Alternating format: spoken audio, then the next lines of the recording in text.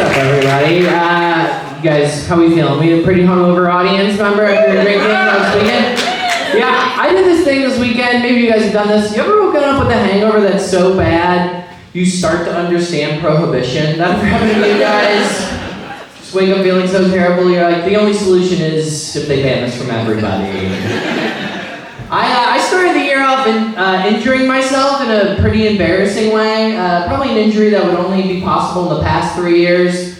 Here's the worst injury sentence. I broke a rib falling off a Lime electric scooter because I wasn't done. Because I was distracted fast forwarding through an ad on a podcast I was listening to. The only more embarrassing injury is if I told you guys I broke my wrist trying to open up almond milk. I feel like that's the only more embarrassing injury, right? Like, I don't know how entitled I think I am that I don't have to sit through like an ad like my ancestors did. But instead, I was like mid-scoop being like, no mattress ads, gotta get right to sports talk. Lost control of the thing, shot me forward. But what was worse is I didn't fast forward through the ad enough, so while I was laying on the ground in pain,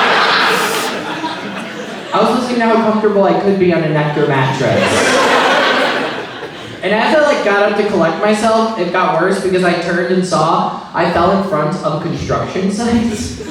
So 2 real men started walking over to check on me. And it felt like I was in T-ball all over again. I don't know if that makes sense. And I went instantly into that mode where I was like, I gotta play off having an injury, gotta be a tough man. But that's a hard situation to come off intimidating when you just fallen over, looked for your cell phone, said, I'm fine, and then scoot away.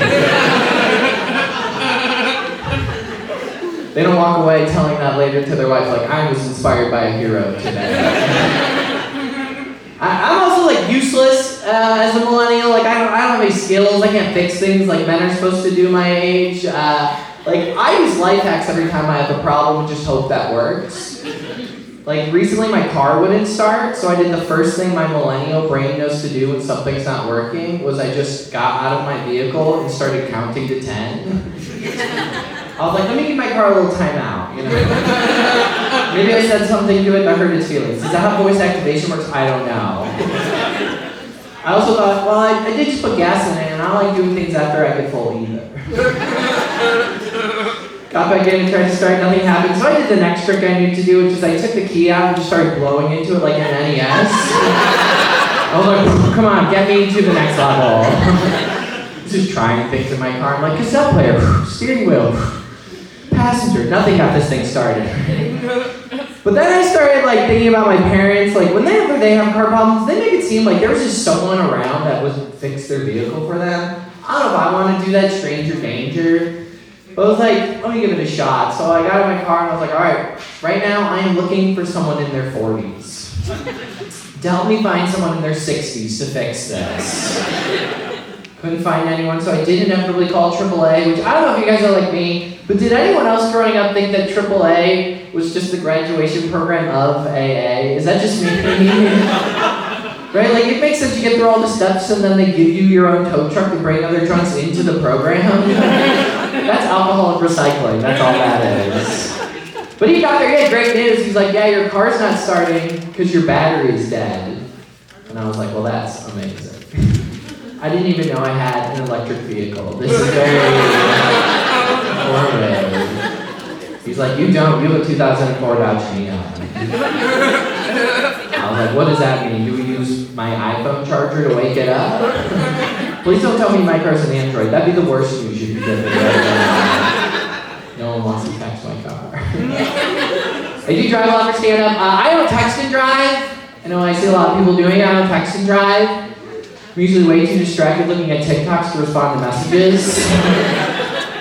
But traveling does give you a different perspective about everybody. I know there's that big narrative. We're all so divided. I don't know. We agree on more things than we know about. I judge this country based on the merchandise I see being sold at gas stations along the interstates. I think that's the real temperature check. I saw a crossover I didn't know existed yet, but I saw in Louisiana a t-shirt that said, come and take it, but it was written in marijuana leaf fonts. And I just didn't know that person existed yet, you know? Like, what's next? Love's is gonna start selling little edibles in the shape of like a bald eagle. All of those kitschy signs that say like, I don't call 911, I just know 420. Rolling papers that have a constitution on each individual one. I don't know. So when I saw that, it made me think of this impression, because I was high at the gas station. But this is my impression of a really Republican pothead asking their other Republican pothead friend to pass a blunt that they haven't passed in a really long time. Yo, man. Trickle down that economy. Okay, that's the impression. I lived in Chicago. I lived here for 10 years. It's pretty dope. I lived here during lockdown stuff, so I was living with my girlfriend. We had to find activities to get stronger. We did the best activity any couple can do together, and that is watch reality dating shows together. That is exactly what made us stronger. We watched every one.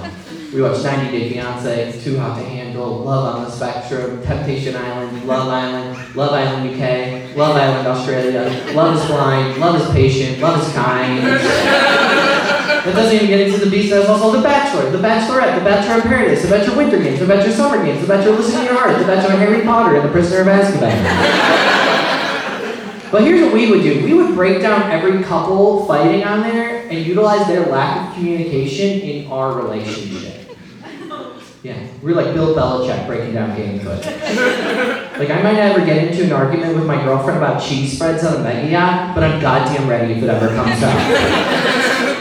But what's tough about that is we've been dating for 5 years, and at the end of each of these shows, they always end in like a marriage or proposal. My girlfriend has not made it a secret that she would like to get to the marriage proposal part of our show.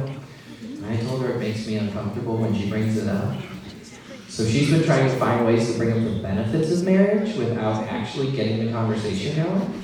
So like the other day, I stubbed my toe on our coffee table, and I'm like, ow! And she's like, see, right there. If you had to go to the hospital, I couldn't even visit you there. I was like, guest list. That's how you think we're gonna get into this conversation? +1s to things. I was like, nice try, lady. I don't have health insurance. I'm never gonna go to a hospital. I do try to take care of myself. My big self-care I did recently was I went and bought a night mouth guard to sleep with. Hell yeah. Where's my teeth grinders at? We are anxious. Yeah, my brain just never stops like working, so I just grind my teeth at night. And my dentist told me I could either get one made custom by him for $400 or go to the grocery store and buy it for $20. And I was like, I will be going to the grocery store to steal a mouth guard, it sounds like. I didn't steal it. I actually bought it, but what was weird is the lady who was checking me out, I don't think she was paying attention and connected what was going on. Because as I was buying, she was like, boop, mouth guard? What sport do you play? I was like, general anxiety. I might go pro.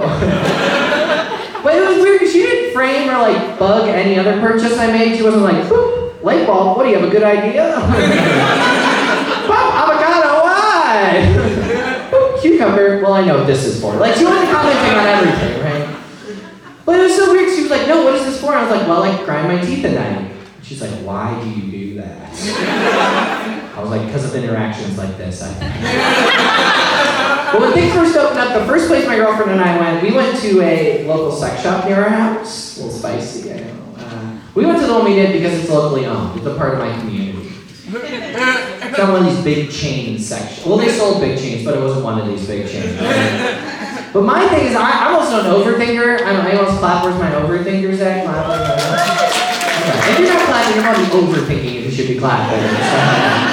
I was so worried walking in how pushy the customer service people were going to be. I don't know why in my head, I like worked it up. They were going to have like used car salesman energy going into it. Like I had so convinced myself I was going to walk in, they would be like, all right, what's it going to take to get one of these in you today? Like, I was freaked out even checking out later. Like I was worried I was going to get up and they'd be like, boop, ball gag, what is this for? And I'm like, well, I grind my teeth today. You know what, never mind. I don't even explain myself to you guys. All right, my name's Tyler. You guys have been amazing. Have a great rest of your show.